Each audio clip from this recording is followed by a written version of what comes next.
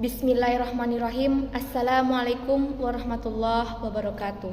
Alhamdulillahirabbil alamin. Puji syukur kehadiran Allah Subhanahu wa taala yang senantiasa telah melimpahkan rahmat serta hidayahnya kepada kita semua, sehingga pada video kali ini kita masih diberi kesempatan untuk dapat sama-sama menebar kebaikan. Salawat serta salam semoga senantiasa terlimpah curahkan kepada arwah junjungan alam, yakninya Nabi Muhammad SAW, dengan mengucapkan Allahumma sholli ala Sayyidina Muhammad wa ala ali Sayyidina Muhammad. Perkenalkan, nama saya Siti Ike Nurjana. Saya adalah salah satu mahasiswi semester 2 dari Universitas Islam Kuantan Singi, Fakultas Tarbiyah dan Keguruan, Program Studi Pendidikan Agama Islam.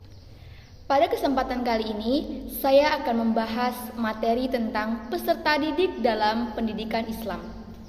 Video ini adalah tugas dari mata kuliah Ilmu Pendidikan Islam dengan dosen pembimbing Ibu Sofiatun Nahwiyah, SPDI MA. Membahas tentang peserta didik. Kata peserta didik tidaklah asing lagi terdengar bagi kita di dunia pendidikan. Peserta didik merupakan raw material atau bahan mentah di dalam proses transformasi di sebuah pendidikan. Menurut ketentuan umum Undang-Undang Republik Indonesia Nomor 20 Tahun 2003 tentang Sistem Pendidikan Nasional, peserta didik adalah anggota masyarakat yang berusaha mengembangkan potensi dirinya melalui proses pembelajaran yang tersedia pada jalur jenjang dan jenis pendidikan tertentu. Seorang peserta didik memiliki kriterianya masing-masing. Syamsul Nizar mendeskripsikan ada 5 kriteria peserta didik. Yang pertama, peserta didik bukanlah miniatur orang dewasa, tetapi memiliki dunianya sendiri. Maksudnya di sini, orang tua sebatas mengarahkan mana yang baik dan tidak, bukan terlalu mengekang atau sampai merampas hak anak. Anak juga memiliki hak untuk menolak dan menerima sesuatu. Yang kedua yaitu peserta didik memiliki periodisasi perkembangan dan pertumbuhan. Yang ketiga, peserta didik adalah makhluk Allah yang memiliki perbedaan individu, baik disebabkan oleh faktor bawaan maupun faktor lingkungan di mana ia berada. Jadi, seorang peserta didik memang memiliki watak dan perilaku yang berbeda-beda. Namun, perilaku itu tidak akan membedakan bahwa ia adalah seorang peserta didik. Yang keempat, ialah peserta didik merupakan 2 unsur utama, jasmani dan rohani. Unsur jasmani memiliki daya fisik, sedangkan unsur rohani memiliki daya aktif nurani dan nafsu yang kuat.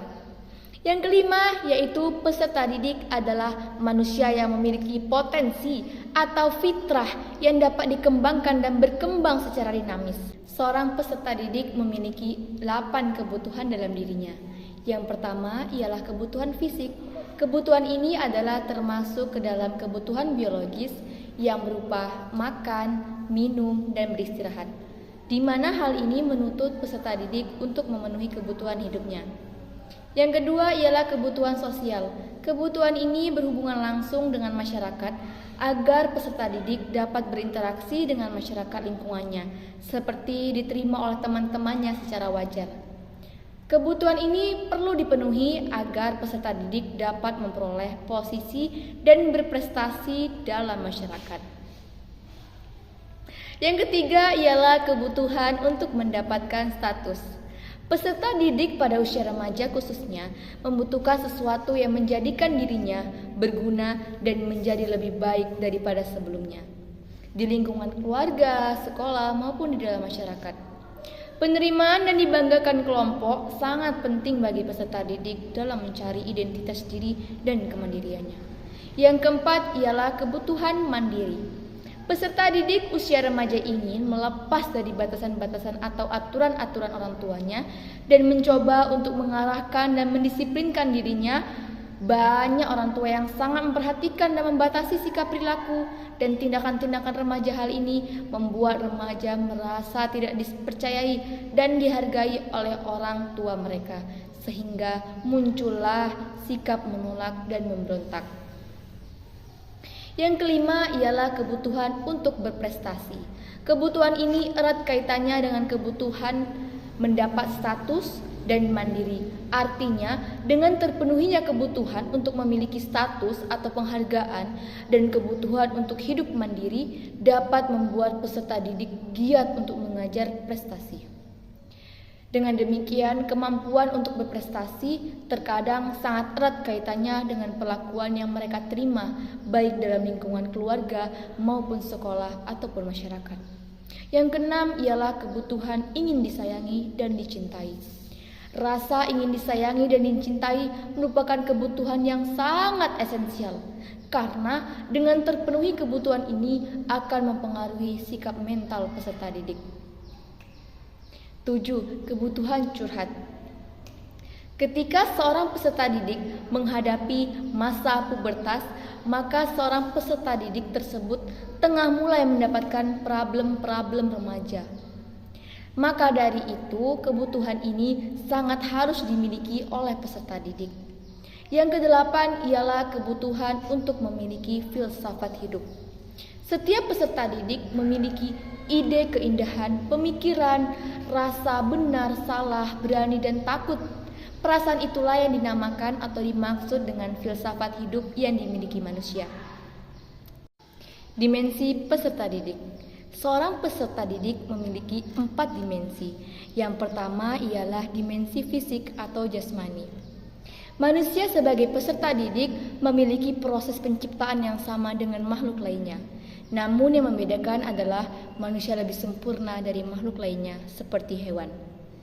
Hal ini dikarenakan manusia memiliki nafsu yang dibentengi oleh akal, sesuai dengan firman Allah dalam Quran Surat At-Tin ayat 4, yang artinya, sesungguhnya kami telah menciptakan manusia dengan bentuk yang sebaik-baiknya.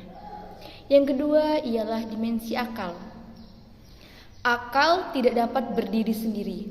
Ia memerlukan bantuan hati untuk dapat memahami sesuatu, seperti mukjizat dan wahyu.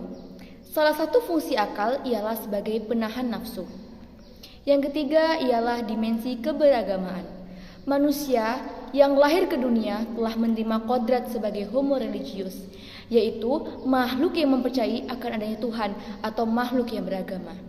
Yang keempat adalah dimensi akhlak. Akhlak bersumber pada iman dan takwa yang mempunyai tujuan langsung, yaitu keridhaan Allah Subhanahu wa taala. Maka dari itu, seorang peserta didik harus mempunyai akhlak yang baik. Demikianlah yang dapat saya sampaikan pada video kali ini. Kurang dan lebih saya mohon maaf. Saya akhiri, wabillahi taufik wal hidayah. Wassalamualaikum warahmatullahi wabarakatuh.